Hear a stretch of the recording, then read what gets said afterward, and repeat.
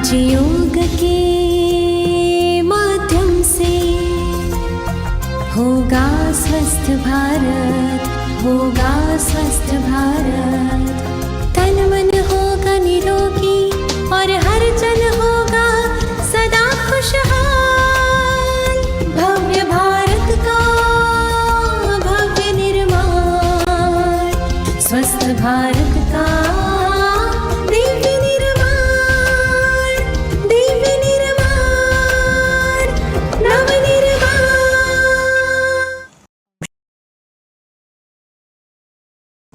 ओम शांति।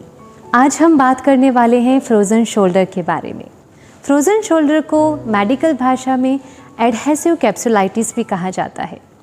बहुत सारे ऐसे लोग हैं जिसको फ्रोज़न शोल्डर यानी कि कंधे की जकड़ने की समस्या है, क्योंकि इसमें बहुत ज़्यादा पेन होता है और हमारी जो रेंज है हाथ को ऊपर ले जाने की वो कम हो जाती है। तो इसमें बेस्ट है कि आप जैसे ही ऐसा शुरू होता है, थोड़ी अकड़न शुरू होती है, थोड़ा पेन शुरू होता है, तो घर पे एक्सरसाइज शुरू कर दीजिए। तो आज हम कुछ एक्सरसाइज की बात करेंगे कि हम कैसे घर पे रहकर फ्रोज़न शोल्डर की एक्सरसाइज करके इसे ठीक कर सकते हैं। तो सबसे पहले तो हम जान लेते हैं कि फ्रोज़न शोल्डर के 3 स्टेजेस होते हैं। सबसे पहला जो स्टेज है वो है फ्रीजिंग स्टेज। इस स्टेज में क्या होता है, भयंकर पेन होता है, पेन बहुत ज़्यादा होता है और रेंज जो है वो भी कम होती है। फिर अगर हम ध्यान नहीं रखते हैं, इसको भी नज़रअंदाज करते हैं, तो फिर आता है स्टेज 2। स्टेज 2 है फ्रोज़न स्टेज। फ्रोज़न स्टेज में थोड़ा सा पेन कम होता है लेकिन रेंज बहुत कम हो जाती है, यानी कि यहाँ तक जा रहा था अब तो यहाँ तक ही जाता है। फिर जो 3rd स्टेज है वो है थ्रोइंग स्टेज। थ्रोइंग स्टेज में क्या होता है कि अगर आपने फर्स्ट स्टेज में भी ध्यान नहीं दिया, सेकंड स्टेज में भी ध्यान नहीं दिया और ऐसे ही उसको चलाते रहे, तो 3rd स्टेज में पेन कम हो जाएगा। कम नहीं, कई बार तो पेन ख़त्म हो जाता है, लेकिन आपकी मूवमेंट रिस्ट्रिक्ट हो जाती है, सारा स्टिफ हो जाता है, आप मूवमेंट नहीं कर पाओगे, आप हाथ ऊपर नहीं कर पाओगे, थोड़ा बहुत ही पेन होगा। तो ये है 3rd स्टेज। ये जो फ्रोज़न शोल्डर की समस्या है वो ज़्यादातर 35 साल से ऊपर की उम्र वाले में ज़्यादा देखी गई है। उसमें भी जिसको ऑटो इम्यून डिजीज़ है, जिसको डायबिटीज़ है, जिसको थायराइड है, उन लोगों में ये ज़्यादा समस्या देखी जाती है। डायबिटिक पेशेंट्स को हील होने में थोड़ा सा ज़्यादा समय लगता है, लेकिन हो जाता है। इसलिए कभी भी आपको फ्रोज़न शोल्डर जैसा लगे तो आप बिल्कुल उसके लिए लेट मत कीजिए और एक्सरसाइज शुरू कर दीजिए। तो आज हम आपको कुछ एक्सरसाइज दिखाएंगे। तो आज हमारे साथ है वृंदा बहन जो हमें एक्सरसाइज परफॉर्म करके दिखाएगी। शुरू करते हैं सबसे पहली एक्सरसाइज स्टिक एक्सरसाइज से। तो जैसे कि हम मान लेते हैं कि ये जो उनका लेफ़्ट हैंड है, लेफ़्ट साइड का जो कंधा है उसमें प्रॉब्लम है, यानी कि लेफ़्ट कंधा फ्रोज़न शोल्डर है। तो क्या करना है, उस हाथ के ज़ोर से हमें स्टिक को पकड़ना है और उस ज़ोर से ही, इस हाथ से तो पकड़ा हुआ है लेकिन इसकी मदद से यहाँ पर पकड़ते हुए ऊपर स्टिक को ले जाना है। इस प्रकार से आराम से ले जाना है। आपको लगे कि अब बहुत ज़्यादा पेन हो रहा है तो वहाँ रुक जाना है और थोड़ी देर 5 से 7 सेकंड होल्ड करके रखना है और फिर धीरे धीरे स्टिक को नीचे लेकर आना है। ऐसे आपको 5 to 10 रिपीटेशन इनिशियली करना है और उसके बाद आप 2-3 दिन बाद फिर रिपीटेशंस बढ़ाते जाइए। दूसरी एक्सरसाइज है साइड टू साइड एक्सरसाइज। ले जाइए, उस तरफ तो कोई प्रॉब्लम है नहीं तो जाएगा, लेकिन इस तरफ क्योंकि ये जो कंधा है उनका रिस्ट्रिक्टेड है, स्टिफ है, लेकिन इसकी मदद से आपको इस हाथ के ज़ोर से इस तरफ ले जाना है। अगर आप इस तरह से साइड टू साइड नहीं कर सकते हैं, स्टिक वाली एक्सरसाइज, दर्द होता है या फिर सरक जाता है हाथ, तो एक और रीत है। आपको क्या करना है, जो आपका अफेक्टेड पाम है, अफेक्टेड जो हैंड है, उसको आपको पाइप के एक तरफ ले जाना है इस प्रकार से, और फिर क्या करना है, उस हाथ की ज़ोर से आपको ऊपर ले जाना है। इस प्रकार से रेंज ऑफ मोशन बढ़ाने के लिए आप एक्सरसाइज कर सकते हैं। बार बार इसको 10 बार कीजिए, रिपीटेशन 10 to 15 टाइम्स आप रिपीटेशंस कर ले सकते हैं इसके। दूसरी एक्सरसाइज जो है वो है पेंडुलम एक्सरसाइज। उसमें क्या करना है, आपको दीवार का जो आपका हाथ ठीक है, जिस तरफ आपको ठीक है, दीवार का सपोर्ट लेना है, थोड़ा सा फॉरवर्ड बेंडिंग पोजीशन में झुकना है और एकदम हल्के हाथ से, पहले ज़ोर से आपको इस प्रकार हाथ हिलाना है और फिर वो अपने आप ही हिलेगा। तो ये मूवमेंट से भी आपकी जो रेंज है वो बढ़ेगी, आपकी मूवमेंट है वो फुल रेंज लेगी। ऐसे ही आपको सर्कुलेटरी मूवमेंट में भी ये एक्सरसाइज करनी है। अगर आपके पास वेट कफ है तो आप वेट कफ बांध के भी कर सकते हैं और बॉटल पकड़ के, पानी वाली बॉटल को पकड़ के भी आप ये एक्सरसाइज कर सकते हैं।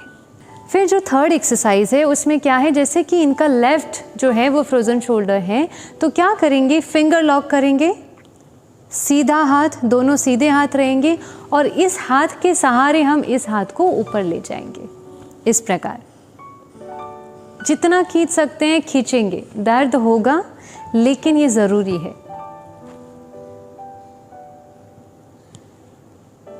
अगली जो एक्सरसाइज है उसमें क्या करना है, अपने दोनों हाथों को पीछे ले जाना है और पीछे लॉक कर देना है और फिर अपने जो कंधे हैं उसको पीछे की तरफ स्ट्रेच करना है। इस प्रकार से आपको बंद कर दिए हाथ, अभी स्ट्रेच करेंगे ऐसे, इस प्रकार।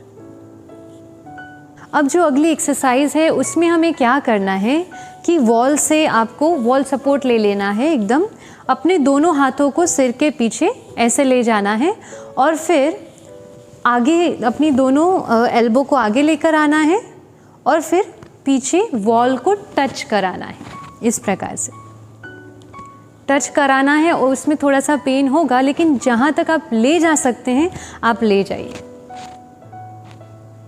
इस प्रकार। अगली जो एक्सरसाइज है उसमें हमें टॉवेल का यूज़ करना है। क्या करना है, आप घूम के दिखाइए, पीछे इस प्रकार से ले जाना है, टॉवेल को इस तरह से पकड़ना है और ऊपर नीचे करना है ऐसे। एक बारी इस हाथ को ऊपर रख के करिए और एक बारी उस हाथ को ऊपर रख के आप ये एक्सरसाइज कर सकते हैं। इसी के साथ जो दूसरी एक्सरसाइज है उसमें क्या करना है, आपको पूरा रुमाल को पकड़ करके गोल इस प्रकार से घुमाना है। अगली जो एक्सरसाइज है उसमें क्या करना है, आपकी धीरे धीरे जैसे मूवमेंट आती जाएगी, आपको पीछे से अपने दोनों हाथ को पकड़ने की इस प्रकार कोशिश करनी है, ऐसे।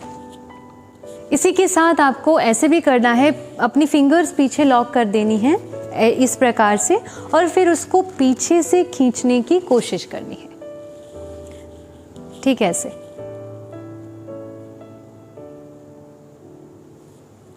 अगली जो एक्सरसाइज है इसमें हमें क्या करना है, एक छोटा सा रुमाल लेना है और वॉल पे उसको इस प्रकार से टिकाना है। या ध्यान रखिएगा आपकी जो एल्बो है वो सीधी रहनी चाहिए, बिल्कुल मुड़नी नहीं चाहिए पूरी एक्सरसाइज के दौरान। अब आपको सिर्फ अपनी एक बारी प्रेशर देना है ऊपर ले जाने के लिए, फिर वो अपने आप सरकेगा ऊपर रुमाल। इससे भी क्या होगा, जो आपका रिस्ट्रिक्शन है वो धीरे धीरे दूर होगा इस एक्सरसाइज से। कोहनी मुड़नी नहीं चाहिए, बस ये ध्यान रखना है।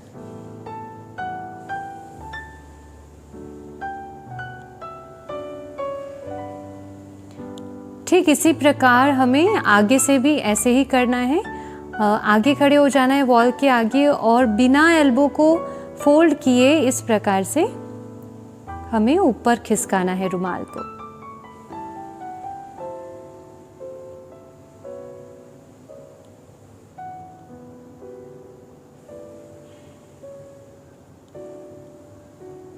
अगली जो एक्सरसाइज है इसमें आपको क्या करना है, अपनी कोहनी को मोड़े बिना सीधा करना है और दीवार पर जैसे हम कैसे सीढ़ियाँ चढ़ते हैं ऐसे फिंगर्स को ऊपर ले जाना है।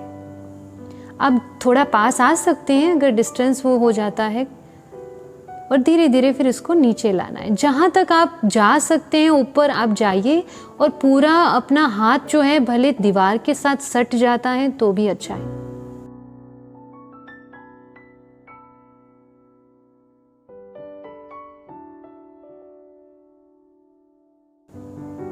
बस बस ध्यान हमें इतना रखना है कि हमें अपनी कोहनी को मोड़ना नहीं है। अब जो एक्सरसाइज है वो है स्ट्रेचिंग एक्सरसाइज। पहले मैं पैसिवली दिखा देती हूँ कि कैसे ये स्ट्रेचिंग किया जाता है, फिर पेशेंट एक्टिवली भी ये एक्सरसाइज कर सकते हैं। क्या करना है, जैसे कि ये फ्रोज़न शोल्डर है तो हमें इस हाथ को इस प्रकार से मोड़ना है और यहाँ से थोड़ा सा प्रेशर देना है और ऐसे स्ट्रेच करना है इस प्रकार।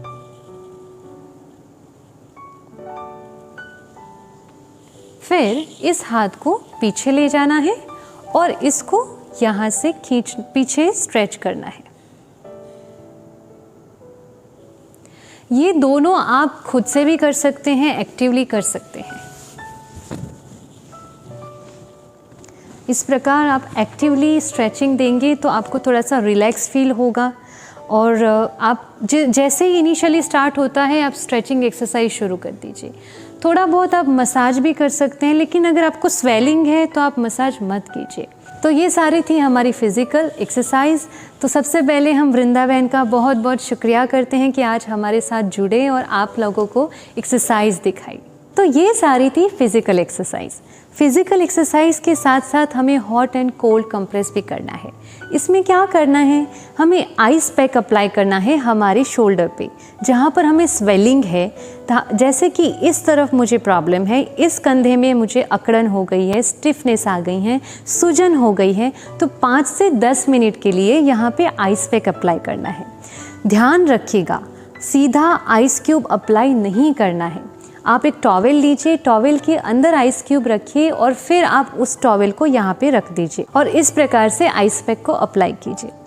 5 से 10 मिनट आइस पैक को रखने के बाद आपको तुरंत हॉट पैक लगाना है। क्यों? क्योंकि आपने आइस पैक लगाया, उससे स्वेलिंग कम होगी और हॉट पैक लगाने से क्या होगा, उस रीजन में अच्छे से ब्लड फ्लो होगा और उससे क्या होगा, जो टॉक्सिन्स है वहाँ से रिलीज़ हो जाएंगे। आपको ना पता हो तो बता दें, ये सारा मामला टॉक्सिन्स का ही है। हमारे जोड़ों में दर्द होना टॉक्सिन्स जमा हो गया है, इसलिए टॉक्सिन्स दूर करने के लिए हमें डाइट का भी ध्यान रखना है। हमने जो एसिडिटी वाले सेशन में जो डाइट बताया है, उस डाइट को भी आप फॉलो करेंगे तो आपको टॉक्सिन जमा नहीं होगा। तो इस प्रकार आपको हॉट एंड कोल्ड पैक लगा करके यहाँ पे अप्लाई करना है। इसके अलावा आप तेल का तेल या कोकोनट ऑयल या सरसों के तेल से यहाँ पे हल्के हाथ से मसाज कर सकते हैं। Ginger oil is also good, क्योंकि जिंजर ऑयल से आपको जो सूजन होगी वो कम हो जाएगी। इसके साथ साथ टर्मरिक यानी कि हल्दी में एंटी इन्फ्लामेटरी प्रॉपर्टीज़ होती हैं। तो आपको क्या करना है, थोड़ी सी हल्दी लेनी है, उसमें कुछ बूंदे पानी की डालकर उसकी पेस्ट बना देनी है और फिर उसको आपको शोल्डर जॉइंट पे जहाँ आपको पेन है, जहाँ स्वेलिंग है, वहाँ पे अप्लाई करना है।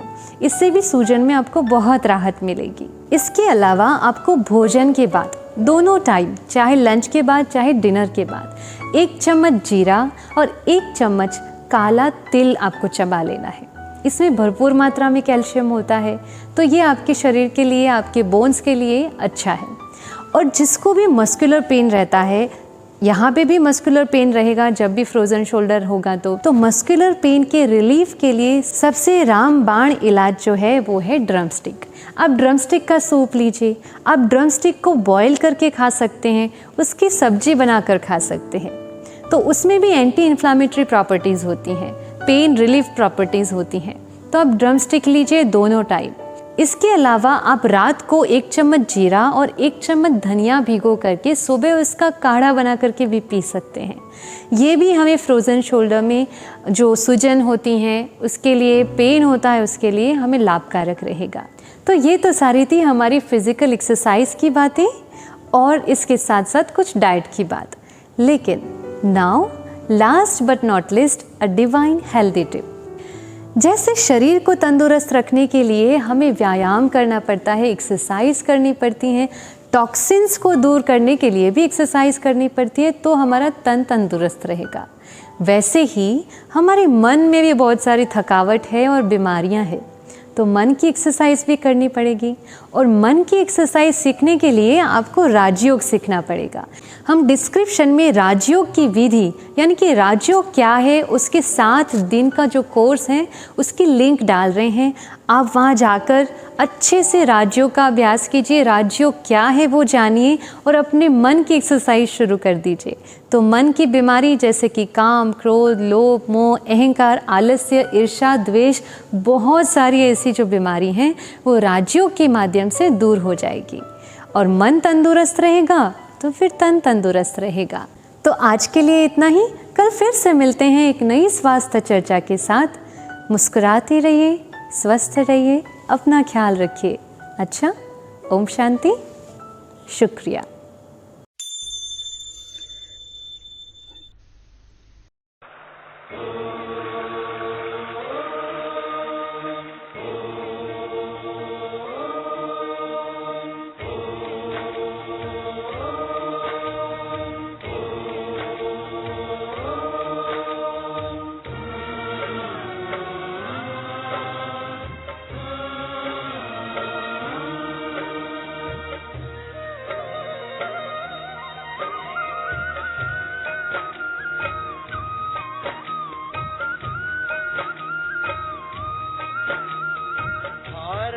फिर भरपूर बनेगा,